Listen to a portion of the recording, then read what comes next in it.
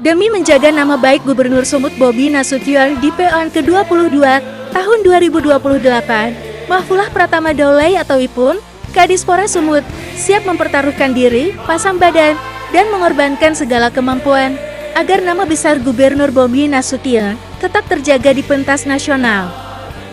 Karena itu di hadapan puluhan wartawan di kantor Gubernur Sumatera Utara, Selasa 30 September 2025, Ipung memaparkan beberapa rencana program yang telah disusun secara terstruktur.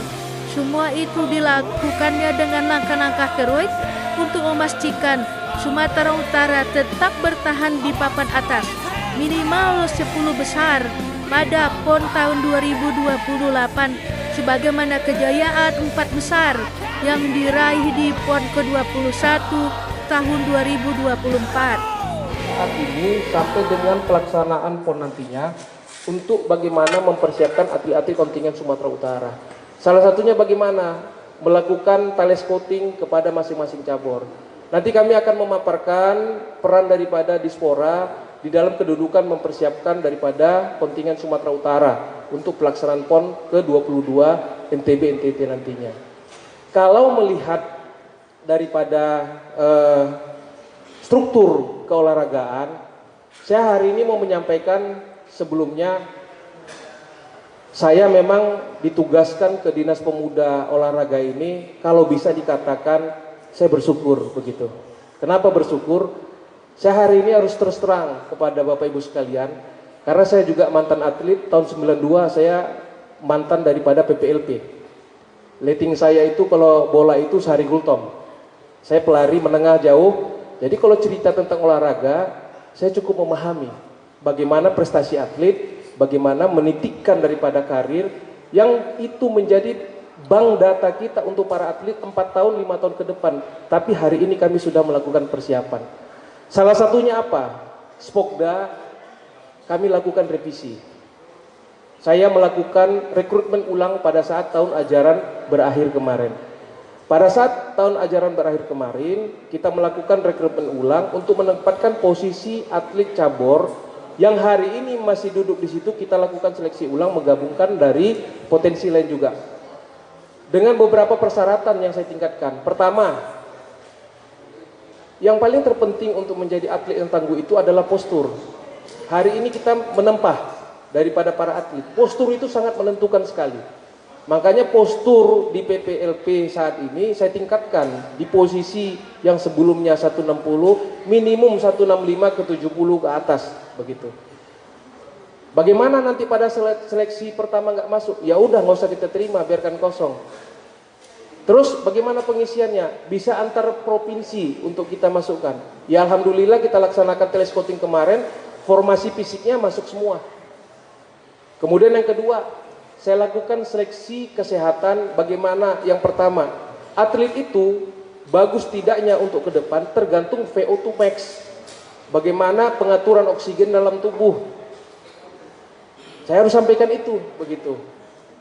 Kalau itu semuanya sudah terpenuhi, disinilah kita melatih untuk optimalisasi bagaimana ke depannya begitu. Jadi kita bukan melihat sisi Pak izin Pak ini tingginya 160 tapi lincah kali. Nggak bisa saya bilang. Karena sampai nungging, sampai kapanpun, segitu aja prestasinya, dia akan kalah thunder up di atas kalau dia di posisi back, kalau misalnya di bola. Lebih bagus saya latih, dia masih dasar, mempunyai komposisi yang meyakinkan ke depannya, dengan postur yang ada, untuk bisa kita tingkatkan. Begitu. Kenapa? Karena semua di Spokda itu adalah pelatihan dasar. Begitu. Selanjutnya juga, yang paling terpenting itu adalah bagaimana sistem psikologi daripada individual atlet. Jadi psikisnya itu juga kita harus tahu, makanya saya seleksi mereka ikut di psikotes. Jadi antara fisik tubuh, kesehatan, sama kebakatannya, ya itu semua harus sinkron dan posisinya saya ambil posisi di atas semua, begitu. Nah itulah saat ini sudah terisi di Spokda kita. Tujuannya apa? Supaya tahun 2028 cabur-cabur yang belum mempersiapkan atlet-atlet kita, saya sudah mempersiapkan. Kedudukan cabur harus kita ketahui bersama, mereka itu mandiri, nggak ada cabur yang punya biaya.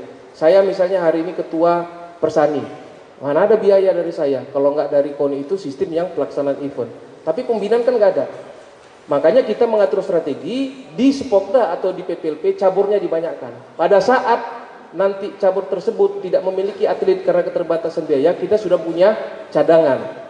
Tinggal kita standarkan berangkat ke PON. Maka ke PON hari ini kita percaya diri sekali untuk Sumatera Utara.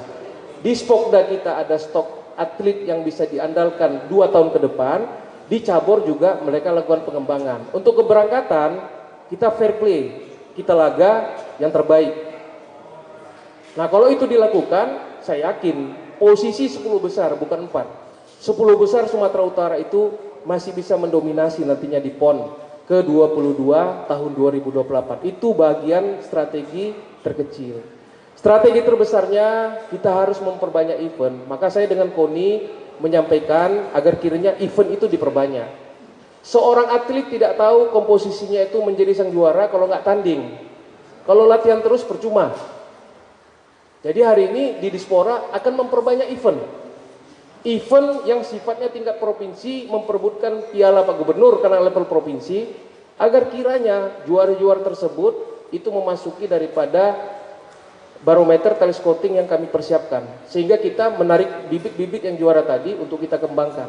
Nah ini metode-metode untuk mencari bibit-bibit yang sangat potensial. Jadi kalau ditanya masyarakat itu sudah pada berlatih, bagaimana sikap pemerintah? Banyakkan eventnya. Dengan banyak event kita dapat juara. Kemudian event tadi juga diadu untuk tingkat nasional, pengiriman tingkat ke Jurnas maupun nanti pengiriman persahabatan. Jadi begitu dia pola bagaimana mempersiapkan atlet-atlet yang tangguh ke depannya.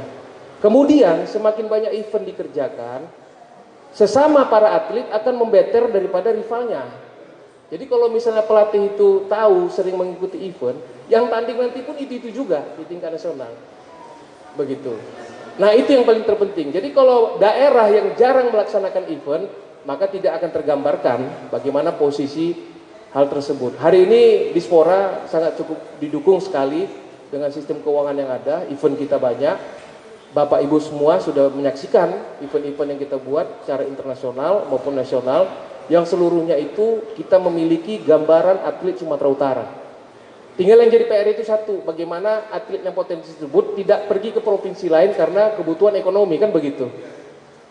Maka saya sudah mempersiapkan juga beberapa saran pergub yang berpotensi tadi, ya kalau memang mampu dikembangkan. Kalau di Dispora kami mengembangkannya nggak masuk ke BUMD, kami masukkan tenaga ahli di tempat kami.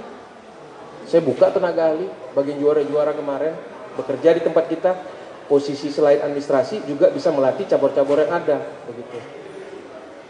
Saya bilang kalau saya masih dipercayakan sampai 2 tahun ke depan, saya persiapan untuk PON bisa kita maksimumkan. Kalau atlet tadi nggak akan lari, kenapa? Tinggal panggil aja kan kerja sama kita. Kan boleh toh di keuangan kita juga untuk mempekerjakan sebagai tenaga ahli yang bisa kita tempatkan posisi di perkantoran dan latih. Gajinya standarkan dengan outsourcing. Nah ini bagian mekanisme.